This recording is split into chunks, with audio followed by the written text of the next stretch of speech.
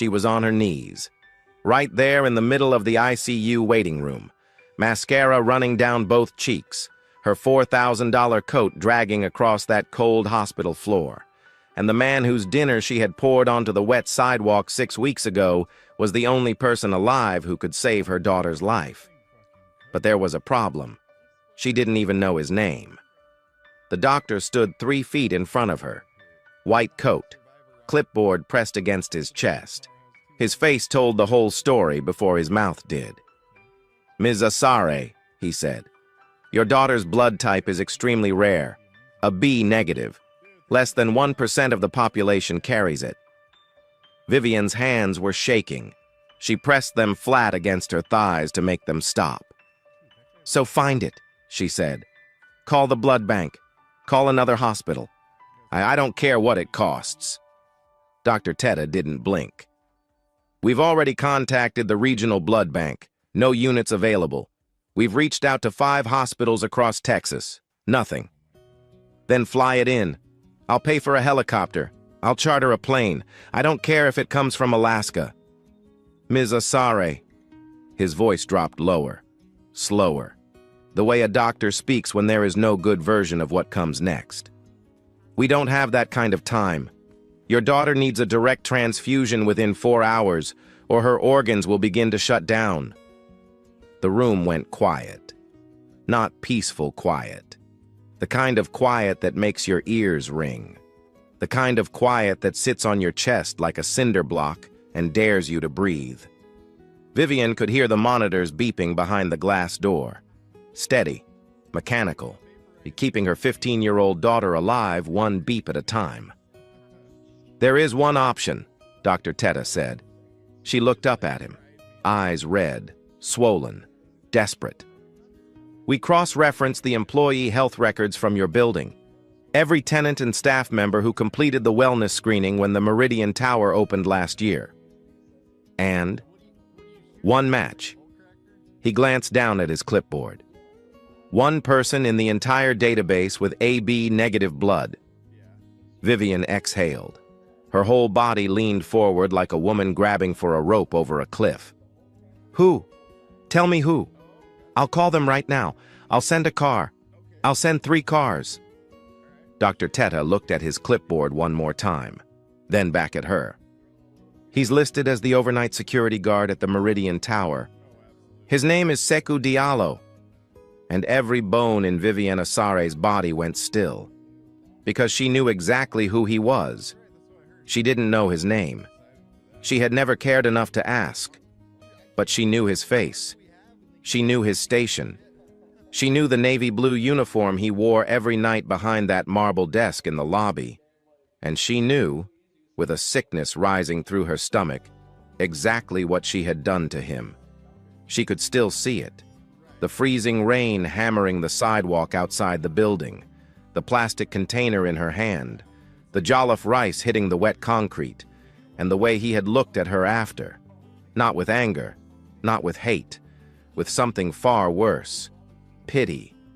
He had pitied her, and she had walked away in her heels without once looking back. Now she needed him, more than she had ever needed any deal, any contract, and any client. More than she had needed anyone in her entire life, and she had no idea if he would say yes. To understand how she ended up on that hospital floor, you have to go back 6 weeks. Back to the beginning. Back to the cold. Back to the man nobody ever noticed. That was the first mistake. January in Houston hit different that year. The cold didn't crawl in slowly like most winters.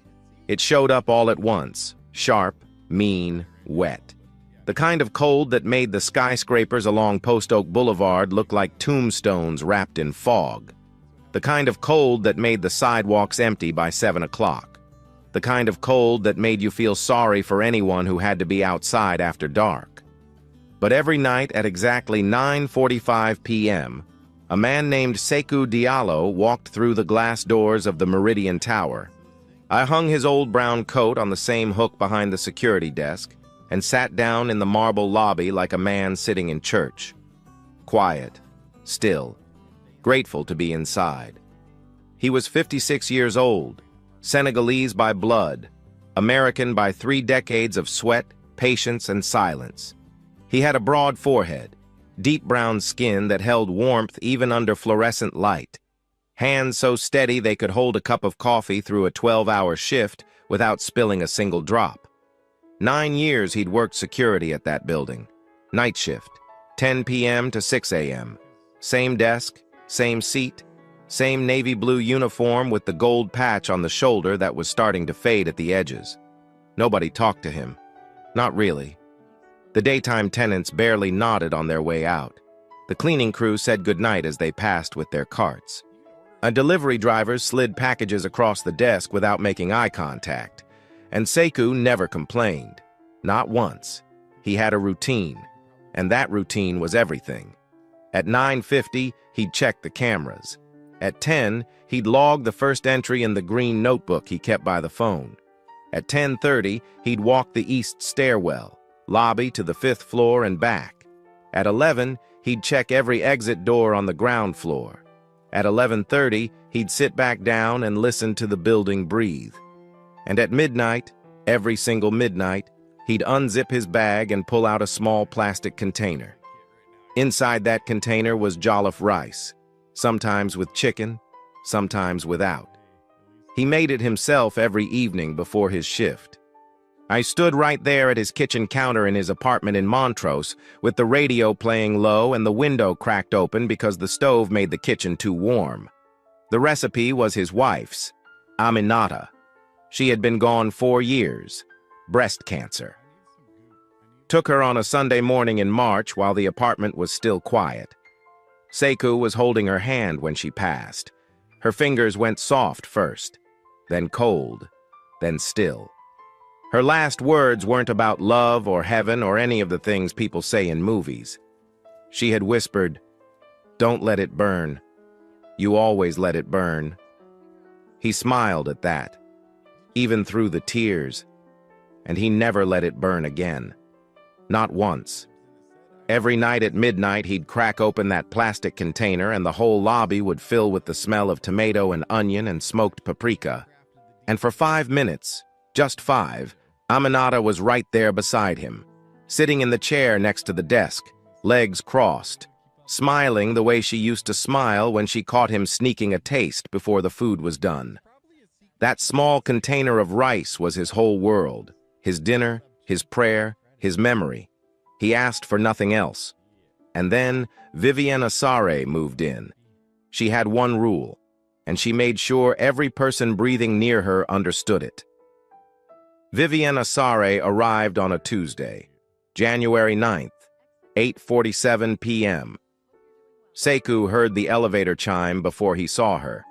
Then came the click of heels on marble, sharp, fast, the rhythm of someone who had never in her life waited for anything. She walked through the lobby like she owned the building, because she nearly did.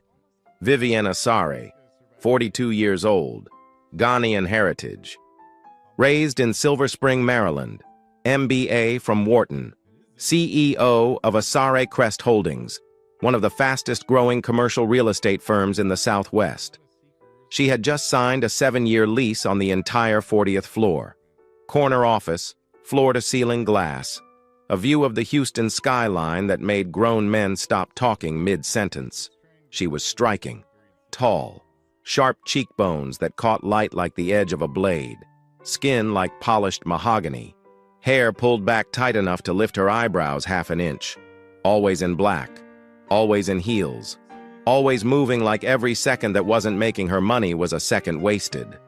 But there was something behind her eyes that made people step backward without meaning to.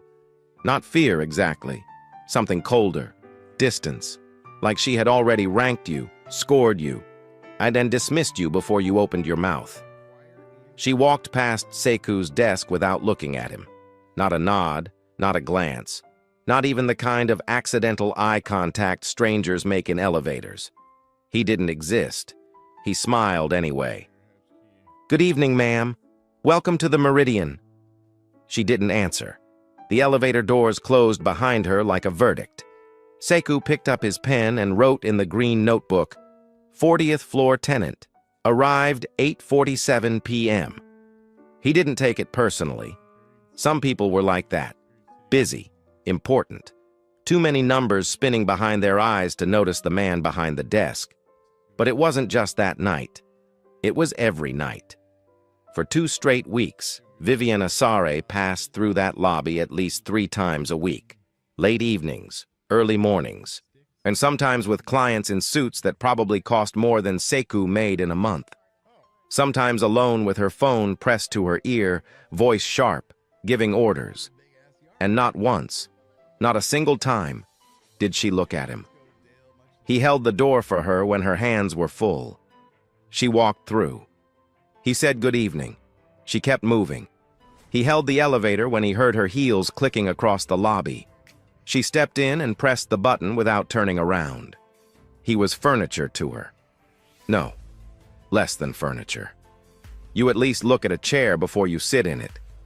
But what happened next wasn't about being ignored. Being ignored, Sekou could handle. He'd been invisible most of his life. Security guards learned that early. You're there to watch, not to be watched. What happened next was something else entirely. And the night it started, and the temperature outside dropped to 31 degrees. It was the coldest night Houston had seen in 3 years.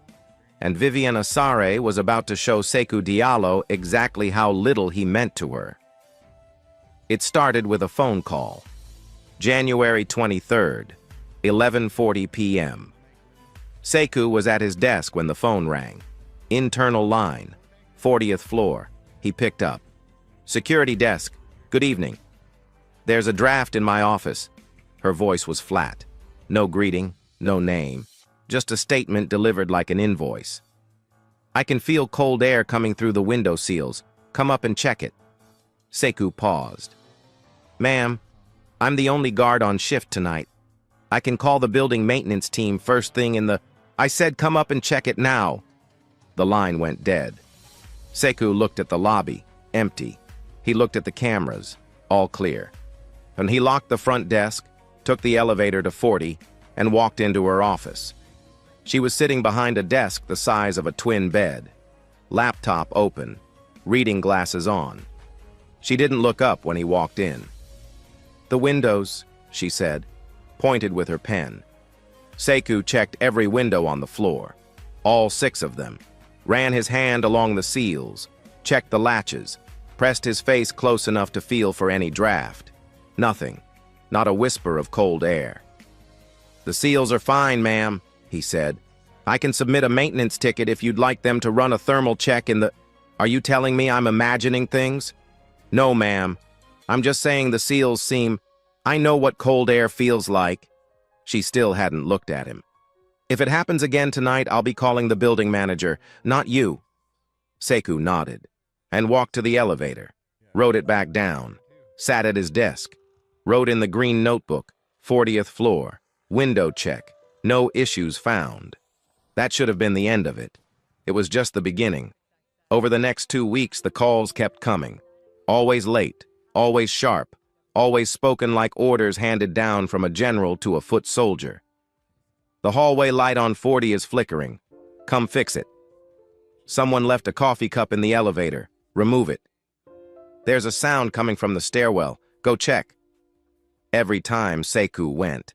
Every time he was polite. Every time the problem was either invisible, already gone, or something so small it didn't need a human being to walk 40 floors to address it. But he went anyway, because that was his job. And Sekou Diallo did not cut corners with his job. Then came February 4th, and the night that still visits him in his sleep. It was raining, hard, the kind of Houston rain that doesn't fall, it attacks. Sheets of water slamming against the glass doors of the lobby like someone had turned a fire hose on the building. At 12:05 a.m., Sekou opened his plastic container. The smell of Aminata's jollof rice filled the lobby. Warm, rich, familiar. 5 minutes of peace in the middle of an 8-hour shift. He had just lifted the first spoonful to his lips when the elevator chimed. Vivian stepped out. Black coat, black heels, phone in one hand, briefcase in the other. She was leaving late. Again. She walked toward the front door. Sekou stood up, as he always did, and moved to hold it open for her. But this time she stopped. She stopped right in front of his desk, and for the first time in 4 weeks, Vivienne Asare looked directly at Sekou Diallo. Her eyes dropped to the open container of jollof rice on his desk. Her nose wrinkled. "What is that smell?" Sekou looked down at his food, then back at her. "Just my dinner, ma'am." "You eat at the desk?" "Yes, ma'am. I bring my meal from home every night." "Every night." She repeated it the way someone repeats a word they find ridiculous. She stared at the container like it was a dead animal on her kitchen counter. "This is a Class A commercial building. The lobby smells like a roadside market. Do you understand how that looks?" Sekou's jaw tightened. Just slightly. Just enough for a man who pays attention to notice. "I'll close the container, ma'am." "No." She shook her head. Slow. Deliberate. "You'll eat outside." Sekou looked at the glass doors, and the rain was still hammering the sidewalk. Water was pooling at the curb. The wind was pushing it sideways. "Ma'am, it's raining. I'm the only guard on—" "Did I ask about the weather?" She tilted her head. Just a fraction. The way someone looks at a stain on a tablecloth. "If you want to eat that, whatever it is, you eat it outside. Not in my building." If you have ever felt your heart crack in a place so deep that no one else could hear it, then you know what happened inside Sekou Diallo's chest in that moment. He looked at the container. Aminata's recipe. Aminata's memory. The only 5 minutes of the day that still belonged to her. He closed the lid, picked it up, walked to the front door, pushed it open. The rain hit him like a wall, cold, heavy, instant. He stood on the sidewalk in his navy blue uniform. No coat, and no umbrella, holding a plastic container of jollof rice in the freezing rain. And Vivienne Asare walked up behind him, heels clicking on the wet concrete. She stopped next to him, close enough that he could smell her perfume cutting through the rain. She looked at the container in his hands, and she knocked it out of his grip. It hit the ground, the lid popped off, and Aminata's jollof rice, the tomato, the onion, the smoked paprika, the memory, the love, the last thing his wife ever taught him, spilled across the wet sidewalk and washed into the gutter with the rain. Vivienne didn't say a word. She opened her umbrella, stepped over the food, and walked to her car without looking back. Sekou stood there, rain running down his face, soaking through his uniform, the empty container at his feet. A jollof rice dissolving on the concrete in an orange-red streak that looked like something bleeding. He stood there for a long time, not because he was angry. Anger is hot. What Sekou felt was cold, a cold that had nothing to do with the weather. He bent down, picked up the empty container, wiped it with his sleeve, walked back inside, sat at his desk, and he opened the green notebook. He didn't write anything about the windows or the cameras or the doors.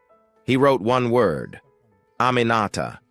Then he closed the notebook, and he didn't eat at that desk again. If you are watching this story and you have ever been made to feel small by someone who thought their money made them more human than you, then you already know this feeling. And if this story is making your chest tight right now, you're in the right place. Subscribe and stay. Because fate is not finished with Vivienne Asare. The weeks that followed were quiet. Sekou still came to work, still checked the cameras at 9:50, still walked the stairwell at 10:30, still greeted every person who walked through that lobby with a nod and a soft, "Good evening." But the container never came back. He stopped cooking jollof rice. He stopped cooking altogether, if he was being honest. Most nights, he ate a granola bar in his car before his shift. Sometimes nothing at all. The other guards on rotation noticed. Darnell, who covered weekends, asked him once, "Say, where's the rice, man? That lobby used to smell like heaven at midnight." Sekou just shook his head. "Not hungry these days." But it wasn't hunger that left. It was Aminata. That nightly ritual was the last thread connecting him to her. And Vivian Asare had cut it like it was nothing, like it was trash. And maybe to her it was. In the weeks that followed, Vivian didn't call the desk again, didn't stop at the lobby, didn't look his way. She had already forgotten the whole thing. The way you forget swatting a fly. It happened. It was small. You moved on. But fate doesn't move on. Fate sits still. Fate waits. Fate takes notes in green notebooks of its own. And it was already writing. Nobody knows the exact moment it started. But on the night of February 17th, Vivian's daughter Nyla collapsed in the bathroom of their River Oaks townhouse. Nyla was 15, tall for her age, bright, quiet the way smart teenagers are quiet, not shy, just listening. She had her mother's cheekbones and her father's gentleness. Her father had left when she was 4. Walked away clean. No forwarding address, no birthday cards, just gone. Vivian raised her alone. And if there was one thing in this world that Vivian Asare loved without condition, without strategy, without calculation, it was Nyla. She loved that girl the way fire loves oxygen, completely, desperately, without knowing how to say it. But Nyla had been tired lately. Not teenager tired, bone tired. The kind of tired where you sit on the edge of the bed and your body feels like it's full of wet sand. She'd been bruising easily, nosebleeds that lasted too long. Vivian told her to drink more water, take vitamins, get off her phone earlier. Then on that Monday night, Nyla walked into the bathroom, and she didn't walk out. Vivian heard the fall, a dull, heavy sound, like a bag of laundry hitting tile, and she found her daughter on the bathroom floor, unconscious, lips pale, a thin line of blood running from her nose across the white tile. The ambulance took 6 minutes. It felt like 6 years. At Briarwood Medical Center, they ran blood work, scans, more blood work.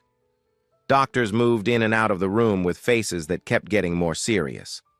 By midnight, Dr. Obed Tete, the lead hematologist, sat Vivian down in a small room with no windows and fluorescent lights that buzzed like trapped insects.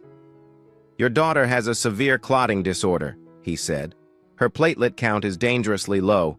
She needs an emergency transfusion, but her blood type is the problem." "What do you mean, the problem?" "Nyla is AB negative. It's the rarest blood type in the country. Less than 1% of people carry it. We don't have it in stock. The regional blood bank is dry. We've contacted 5 other hospitals in Texas. No available units." Vivian leaned forward. "I'll buy it. I'll pay any price. Name the number." "Ms. Asare, this isn't about money. This is about biology. We need a living donor with the same blood type, and we need one in the next 4 hours." 4 hours? "If we don't start the transfusion by then, her organs will begin to shut down, starting with the kidneys, then the liver." Vivian felt the room tilt. The floor wasn't level anymore. The walls were too close. "There has to be someone." Dr. Tete picked up a second sheet of paper. "We ran a broader search, crossed our database with employee wellness records from large commercial buildings in the area. The Meridian Tower has a full health screening file on every tenant and employee." He paused. We found one match." Vivian didn't breathe. She leaned in so far the chair creaked. "Who?" "His name is Sekou Diallo. He's listed as the overnight security guard." And the floor fell out from under Vivian Asare. She didn't speak for a long time. She just sat there, staring at the clipboard in Dr. Tete's hands like it was a mirror. And the reflection looking back at her was a woman standing on a wet sidewalk, knocking a plastic container out of an old man's hands. "Ms. Asare, do you know this person?" Know him. She didn't even know his name until 10 seconds ago. She had never said good morning to him. Never said thank you. Never said please. She had made him stand in the rain. She had called his food disgusting. She had knocked his dinner onto the ground and walked away without a second thought. and now his blood was the only thing standing between her daughter and a coffin. "I need to find him," she whispered. "We've tried calling the Meridian Tower. The desk phone goes to voicemail after hours. We don't have a personal number on file." Vivian stood up. Her legs barely held her. She grabbed her coat from the back of the chair. "I'll go myself." She drove through Houston at 1 a.m. like a woman outrunning a fire. Every red light felt like a death sentence. Every second felt like a grain of sand falling through the neck of an hourglass that was almost empty. She pulled up to the Meridian Tower at 1:23 a.m. The lobby lights were on, dim, golden, and there, behind the marble desk, sat Sekou Diallo. Same navy blue uniform, same gold patch on the shoulder, same green notebook open beside the phone, same posture, same stillness, same quiet dignity that she had spent 6 weeks trying to crush without even realizing what she was doing. He looked up when the glass door opened, and when he saw who it was, his face didn't change. Not a flinch, not a frown, not a flash of anger, nothing. He just watched her walk toward him, the way you watch weather coming in from the distance. Vivian stopped in front of the desk. Her coat was wet from the short walk between the car and the door. Her hair was coming undone. Her mascara was already streaked. She opened her mouth. And for the first time in her adult life, Vivian Asare did not know what to say. "Ma'am," Sekou said. His voice was the same, calm, deep, patient. The voice of a man who had learned that most of the world's noise wasn't worth answering. "I need..." She stopped, swallowed. I'd tried again. "My daughter is in the hospital." Sekou's face shifted. Not much, just the eyebrows. A slight draw inward. Concern. Real, immediate human concern for a woman who had never shown him any. "Is she all right?" "No." Vivian's voice cracked, like a dam breaking. One small fracture and suddenly the whole thing came apart.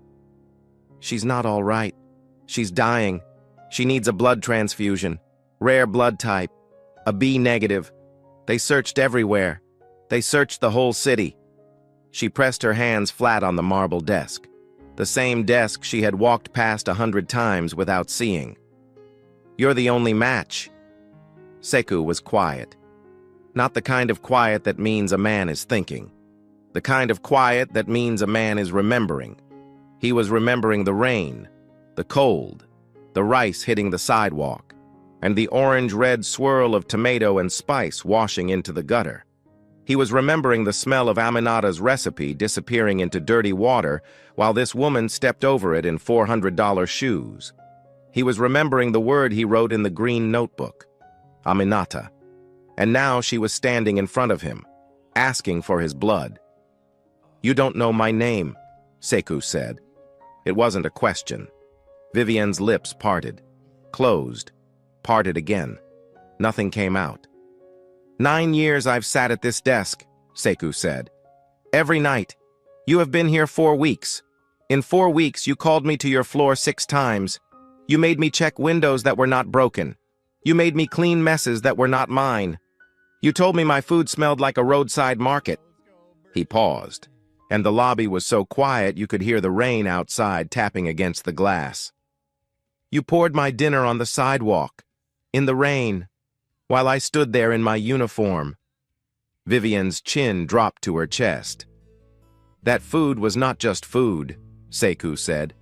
"That recipe was my wife's. She passed 4 years ago, and every night at midnight I open that container and for 5 minutes, she's sitting right here next to me." He tapped the empty chair beside the desk. "You took that from me. You didn't even think about it. You took the only thing I have left of her and you poured it on the ground like it was garbage." The lobby was dead silent.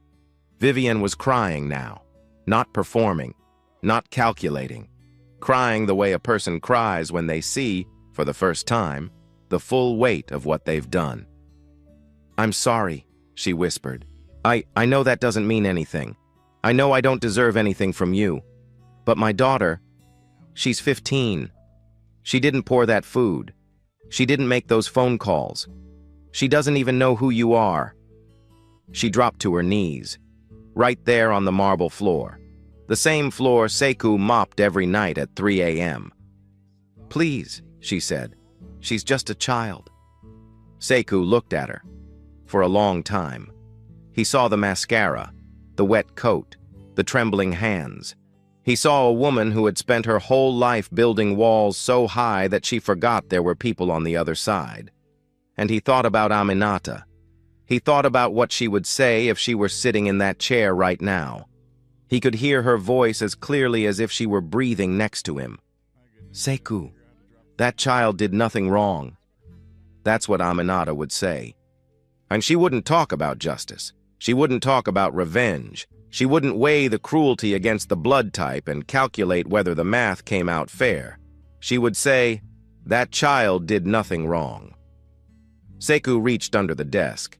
He pulled out his old brown coat. He put it on. "Which hospital?" he said. Vivian looked up from the floor. Her face was wrecked, swollen, wet. "Briarwood Medical Center," she whispered. Sekou walked around the desk. He didn't help her up. He didn't touch her shoulder. He didn't say it was okay, because it wasn't okay. What she did was not okay. And forgiveness doesn't mean pretending that it was. But he walked to the door, and he held it open. Not because she deserved it, because Aminata raised him better than that. They drove in silence. At the hospital, Dr. Tete was waiting. Sekou sat in the chair. They drew his blood. He didn't flinch. He watched the dark red fill the bag, and he thought about Aminata, about the rice, about the rain, and about a 15-year-old girl behind a door who was running out of time because the world is fragile in ways that money cannot fix. The transfusion took 40 minutes. Vivian sat on the other side of the glass, watching, not speaking, not checking her phone, not giving orders, just watching a man in a faded security uniform save her daughter's life with the blood running through his veins. At 3:47 a.m., Nyla's monitors stabilized. Her color came back. Her breathing steadied. Dr. Tete stepped into the hallway. "She's going to be okay." Vivian collapsed against the wall, slid to the floor, pressed her face into her hands and sobbed. Not quiet sobs. And the kind that come from somewhere so deep they don't even sound like crying. They sound like something breaking open. Sekou stood in the hallway, coat over his arm, Band-Aid on the inside of his elbow. Vivian looked up at him. "How do I repay you?" she said. "I'll give you anything. A new position, money, a house. Tell me what you want." Sekou looked at her for a long time. "I want you to learn my name," he said. Then he turned and walked down the hallway. His shoes were quiet on the tile. The fluorescent lights hummed above him. The automatic doors opened as he reached the exit, and the cold February air wrapped around him like an old friend. He walked into the night, alone, the same way he had walked into every night for 4 years. But something was different. He stopped at the curb, reached into his coat pocket, and pulled out his phone. And for the first time in 5 weeks, he opened the Notes app and typed 3 words: "Make the rice." Not because Vivian Asare had apologized, not because she had cried, not because the universe owed him something and finally paid up, because Aminata's recipe was not garbage on a sidewalk. It was love. And love doesn't stay on the ground, no matter how hard someone throws it down, no matter how cold the rain, no matter how dark the night, it gets back up. The next evening, at exactly 9:45 p.m., Sekou Diallo walked through the glass doors of the Meridian Tower. He hung his old brown coat on the same hook behind the security desk. He checked the cameras at 9:50. He logged the first entry at 10. And at midnight, he unzipped his bag. He pulled out a small plastic container. He opened the lid. And the whole lobby filled with the smell of tomato and onion and smoked paprika. He took the first bite, closed his eyes. And somewhere in the silence of that empty marble lobby, Aminata sat down beside him. She was smiling. 3 days later, a delivery arrived at the front desk. A wooden box, polished, expensive. Inside was a handwritten note on thick cream paper. It read, "Dear Mr. Diallo, I am learning. Vivienne Asare." Beneath the note, wrapped in velvet, was a brand new thermal container. Engraved on the side, in small gold letters, were 2 words, "For Aminata." Sekou held it in his hands for a long time. He ran his thumb across the letters. He didn't cry. He had done enough of that. He simply nodded. Then he placed it in his bag. And the next night, Aminata's rice had a new home. And if Sekou had turned his back in that lobby, if he had let the memory of wet concrete and cold rain make his decision for him, if he had chosen revenge over mercy, a 15-year-old girl would not be alive today. But he didn't. Because the people who carry the most pain are often the ones with the most room for grace. If you want to see who fate visits next, subscribe and hit that notification bell. Because in these stories, the proud always fall, and the humble, they always rise. Años exactamente, bueno, no exactamente, ¿no?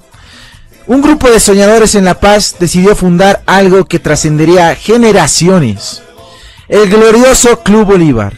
No imaginaron que... Oye, me he esforzado al hacer el discurso. ¿Qué ponen ZZ, chat?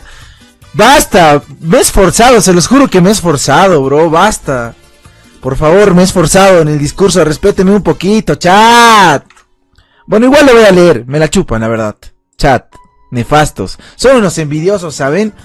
Son unos envidiosos. ¿En qué me quedé? No imaginaron que ese nombre se convertiría en un sinónimo de grandeza, lucha y de orgullo nacional.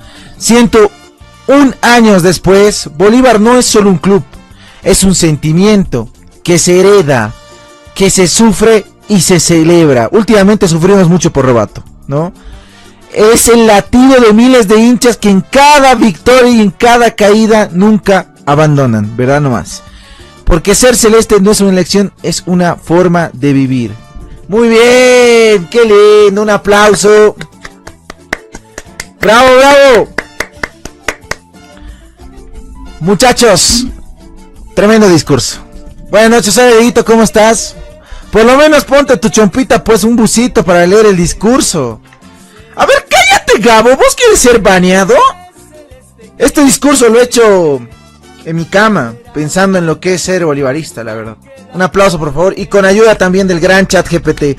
Un aplauso para ChatGPT. Ah, ¿cuál era la finalización de un ratito? Dice, que estos 101 años sean solo el comienzo de muchas más llenos de alegría. Felicidades, Academia. Felicidades, Bolívar. ¡Bravo! Aplausos para ChatGPT, muchachos. Para vos no, dice. Buenas noches, muchachos, ¿cómo están? Gracias por estar aquí, perdón por prender tan tarde. La verdad estaba viendo mi serie, estaba viendo el regreso de Justin Bieber. Bueno, toda la tarde me vi fútbol, hasta vi el partido del Tigre. Vi el partido de River, vi el partido de Oriente. Las declaraciones de Martins, tremendo lo de Martins, bebé, le tiró palo a Villegas, pero bien tirado.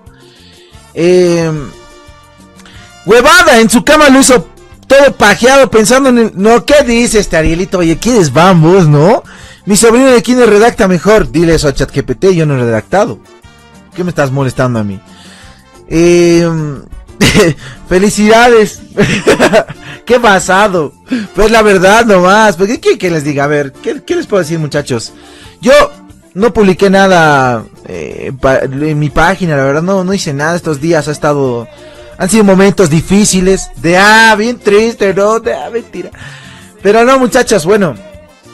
Quiero felicitar a todos los que son bolivaristas y hoy en día más que nunca, ¿no? Que es difícil ser bolivarista en el sentido de todo el contexto que estamos pasando con el técnico. Pero si lo ven por el otro lado también hay que sentirnos orgullosos porque hemos llegado a estos 101 años.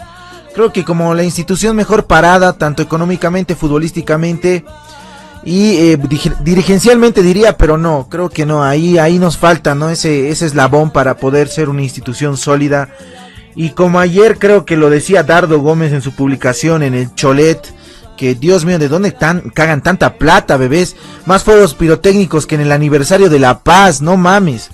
Tremendo, felicidades a los del Cholet, y a ver si pasan pues algunos moneys. No mentira. Que dijo que el dirigente tiene que estar siempre al lado del hincha, y eso es mucha verdad, y no es por darle palo a Claure, porque él tendrá sus funciones, las cosas que tienen que hacer, pero creo que por esa parte que estoy... Uy, ¿qué? No, todavía no va a arrancar la fiesta, Tucán, tranquilo. y por esa parte creo que está bien, ¿no? Está bien. Y bueno, se vienen unas futuras elecciones donde el principal candidato es Dardo Gómez a seguir manejando lo que es este club tan bonito que es Bolívar, ¿no? Por detrás, obviamente, yo creo que tiene que haber gente que lo asesore. Espera, ¿mi gatita se echó pipí? No, ya, más bien. Me ha asustado, chicos, la verdad, me ha asustado. Ya saben ustedes, rayada está mi gatito últimamente, ¿no? No, ¿qué dice este Eddie Pox? Y bueno, muchachos, nos espera, creo, un futuro grandioso. Yo lo dije, creo que esta es una oportunidad ya con el Stadium de una vez establecernos como un club de fútbol, pero serio, y fuera de ser autosostenible, que se proyecte a más, ¿me entiendes? No estancarnos en solo ser un club boliviano, sino ya empezar a soñar con, no sé, a ver, por ejemplo, la venta de butacas en el estadio, venta de marketing, merchandising, que se vaya ampliando más las sociedades, ¿me entienden? O sea, yo creo que si una cabeza maneja bien todo eso, creo que podemos despegar, ¿me entiendes? Y no estar ahí creando leyes de mierda con el gobierno, pidiendo perdón para que nos perdonen los impuestos, ¿no? De los gatos, ¿no? Entonces creo que, o ser un club que está a punto de desaparecer, como Wilstermann, que desapareció de la liga, pero está a punto de desaparecer, pero absolutamente de todo el fútbol. O ser clubes que le están mangueando el auspicio a la UTV y chupándosela al presidente de la federación por subsistir. Entonces creo que Bolívar es muy grande y tiene, creo que, trascender. Eso es lo que nos falta, trascender, dar ese pasito para trascender y lograr los objetivos que siempre hemos querido, ya sea una Copa Sudamericana o una Copa Libertadores, ¿no? Y siempre tiene que ir de la mano. Estos últimos años, creo que es la verdad, se han ido alejando a las generaciones bolivaristas, al hincha común, al hincha fanático, a todos los tipos de hinchas se han ido alejando del club, por justamente el mal trabajo que se ha ido realizando estos últimos años en Bolívar. ¿Qué decía Valdivia? Creo que dijo que dejó un club autosostenible. O sea, sí, no vamos a decir que no. Económicamente creo que se dejó un club autosostenible. A ver, Solís, no pidas Gartic. Ya les he dicho qué cosa de Gartic. Hoy día es aniversario del club. Déjame hablar a ver de mi club, Solís. Igual en el grupo de WhatsApp. No, Tucán, jugaremos Gartic. No quiero dibujar huevadas. Déjame, no voy a jugar Gartic. Ya les he dicho, si quieren dibujar, agarren un cuadernito y empiezan a dibujar sus huevadas. No me vengan a molestar a mí con su Gartic. Saludos, Reyisita. ¿Cómo estás? ¿Todo bien? Gartic, temática Bolívar. No, métanse su Gartic por el poto, ya les he dicho. Y bueno, muchachos, ¿en qué estaba? Es que me niego, muchachos, cada vez Gartic, basta, no quiero jugar Gartic. Vayan a jugar Gartic con sus minas. Goclingo, huevadas hablas. Ya, espera, ¿qué hables, Ignacio Loza? Auri. Y bueno, muchachos, creo que sí, yo me quedo con eso. Este martes tenemos un partido muy importante en lo económico. Para mí, muy importante para ver qué está el club de cara a este año, porque creo que es indispensable ganarle a ese equipo. En Copa Libertadores, obviamente por los 3 puntos y más, pero pensando a futuro, creo que es muy importante que se vea buen fútbol, ¿no? Y que la gente ya esté un poquito más tranquila con el funcionamiento del equipo. Ayer contra Bebé, el día sábado contra Bebé, se jugó un buen partido, no digo que un malo partido, creo que empezaron a aparecer personas, o bueno, jugadores que no estaban apareciendo, como es el Papu Velázquez y muchos más, ¿no? Entonces, interesante. Y bueno, apareció Cauterucho, que en el partido de Libertadores no había aparecido ni de sombra. Parece que Cauterucho solo le mete goles a equipos como ABB. Y preocupa un poquito eso, ¿no? Hoy ganó el Tigre, está puntero con nosotros. Nacional Potosí también está compartiendo la punta con nosotros y muchos más que vienen bien entonándose en lo que es este torneo, ¿no? Que empezó retardísimo y creo que nos va a pesar no solo a nosotros, sino a los demás equipos que están participando en copas internacionales, ya sea Blooming el caso, ¿no? Y otros más. Mete gol a equipos chicos como Dorni, pero Dorni ni jugó. ¿Qué dicen, chicos? ¿Qué dicen? La era Robato es la peor de todos los tiempos, bebé. Tomando en cuenta el centenario que es una vez en la vida. Sí, es la peor. La peor. De los últimos 10 años, ¿se podría decir que lo de Robato es lo peor que nos pudo pasar? A ver, piensen. Es que con lo que me dice el técnico de... A ver, ustedes pónganse a pensar. Si tu técnico te dice que el objetivo era solo